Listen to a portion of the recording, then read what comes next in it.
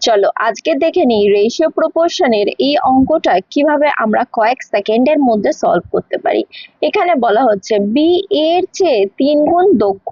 মানে এখানে বলা হচ্ছে যদি আমরা এ এবং বি কে ধরি, তাহলে বি বলছে এ যদি 1 হয় তাহলে 1 × 3 মানে হচ্ছে বি এ থেকে 3 গুণ বা 3 টাইমস বেশি এফিসিয়েন্ট। আবার বলছে এবং সি এর চেয়ে 0.75 গুণ দক্ষ।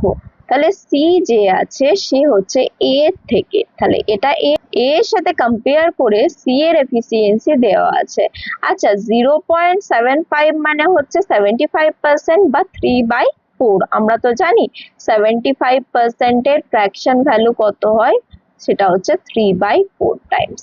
মানে হচ্ছে যদি এ 4 হয় এফিসিয়েন্সিতে, তাহলে সি কত হবে, 3 হবে, এটা বলে দেয়া হয়েছে। তোমাকে বলছে এ বি সি যদি কাজ পৃথকভাবে মানে আলাদা আলাদা ভাবে করে, তবে তাদের নেওয়া দিনের সংখ্যার অনুপাত কত হবে, মানে তাহলে টাইমের এফিসিয়েন্সি বা কতটা টাইম তারা নেবে কাজ করতে। আচ্ছা, এখানে প্রথমে আমাদের কম্বাইন্ড এফিসিয়েন্সি বের করতে হবে। এখানে দেখো এর মানটা 1 আছে আর এখানে 4 আছে, তাহলে এই দুটোকে সেম করতে হবে সব থেকে আগে। তাহলে এটা যেহেতু 1 আছে, এটাকে 4 দিয়ে মাল্টিপ্লাই করে দিই, তাহলে এটা 4 হয়ে যাবে। তাহলে এটাকেও আমাকে 4 দিয়ে মাল্টিপ্লাই করতে হবে। করলে দেখো কম্বাইন্ড এফিসিয়েন্সি পেয়ে গেলে, দেখো এখানেও A4 এখানেও A4, মানে এখানে এফিসিয়েন্সি অফ এ কত হলো 4। এখানে বি এর এফিসিয়েন্সি 4 দিয়ে মাল্টিপ্লাই করার পরে 12 হয়ে যাচ্ছে, সেটা নিচ্ছি। আর দেখো এ এর এফিসিয়েন্সি যখন 4 তখন সি এর এফিসিয়েন্সি 3।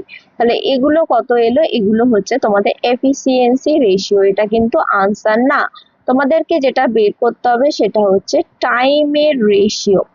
আচ্ছা, সেটা বের করতে গেলে কি করবে, সব থেকে ইজিয়েস্ট মেথড হচ্ছে এই সবগুলোর এলসিএম নিয়ে নেবে।